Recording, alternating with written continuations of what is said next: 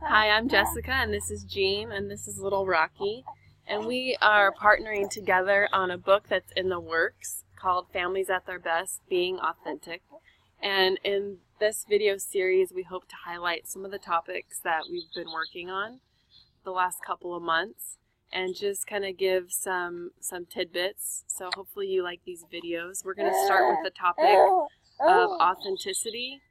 And sort of defining it and why it's important. So, Jean, when we're talking about the topic of authenticity, what should we be thinking about and why is it important as far as I think being authentic is being who you are wherever you are.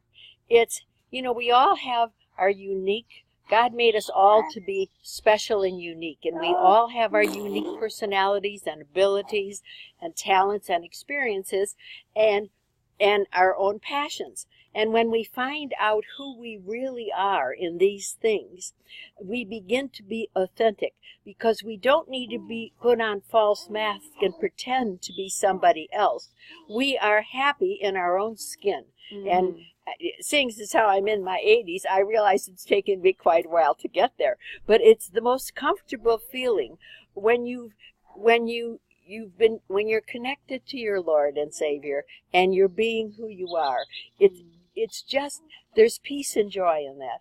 Right. And I think that's just the ultimate goal of every human being, is to be who God created them to be. Because how could we get any better than that? Mm-hmm. And it's a process, right? Sometimes it's a long years process. And years. I know. Yes. I feel like I'm still arriving. Right, and we're always arriving at different levels. It's a process. I think looking back over my life, I think of the decade in the 30s of learning to express healthy anger. And then I think of another decade of maybe learning to be less selfish and more, it definitely is a process. And I think God is so merciful, because when all the years I was working with clients, I thought God doesn't just snap up the shade and all of a sudden you see everything, that's wrong with you. He's so merciful. One little crack, he just pulls the shade up 1 inch or 2 at a time. And I think that's what happens when we look inside of ourselves and look back and think, what did I get from my family of origin that I want to keep and carry on? And what am I carrying around that is just getting in the way of my other relationships? Because is it that little girl who wasn't loved enough or maybe wasn't noticed? I remember one time my granddaughter said to me, "In this family, I feel invisible."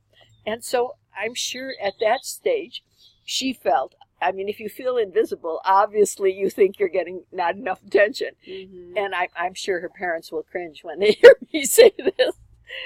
And I'm sure she doesn't feel that way today, but I'm just pointing it out as we work through. Oh, be careful, sweetheart. Bugs are part of the environment. Yeah, we all have things that we need to look back and kind of address as we move forward, is the idea. Exactly, and it's a long process.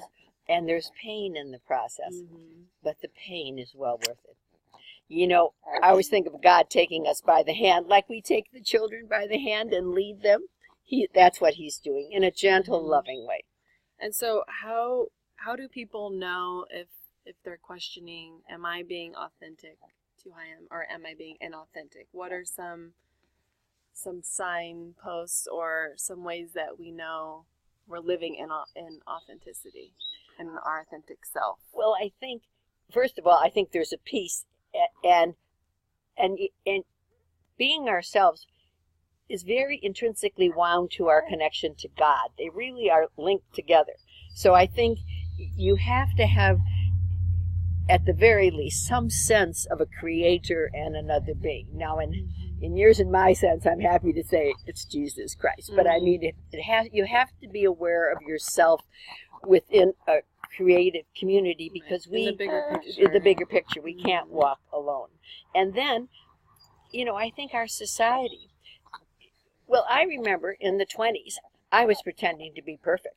And so, I was really, everything was perfect. My house was perfect. I was dressed what I thought was perfectly, and then as I grew older, I realized sometimes the more perfect the family looks, the more dysfunction they might be hiding. Mm-hmm. And also a people pleaser. I think that certainly is something that tripped me up earlier in my life. It's so nice now being in the 80s because, I mean, as much as I don't like to offend people, I really don't care. That's good. And so, people always think being old age is, sort of a downer. But I want you to know there's a certain freedom and glory in Absolutely. all that work that you've done.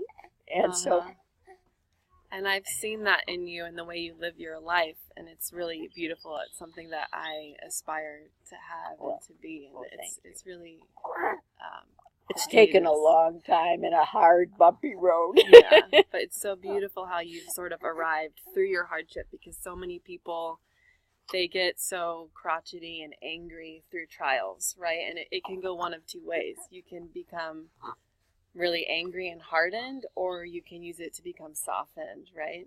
And so, well, I think that's a direct link to your connection with God. Because I find people who don't believe in God, then when you talk about false selves, that's how we get all these addictions.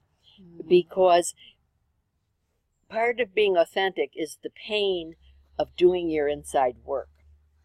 Well, for people who don't find God, they're into controlling their own lives. So they pretend they're perfect and they want to control everything. Well, if you live long enough, there's bound to be bumps along the way. mm-hmm. And there's things that you can't control and hurts that are bound to happen. We're in relationship with one another, and unfortunately we step all over each other's feet.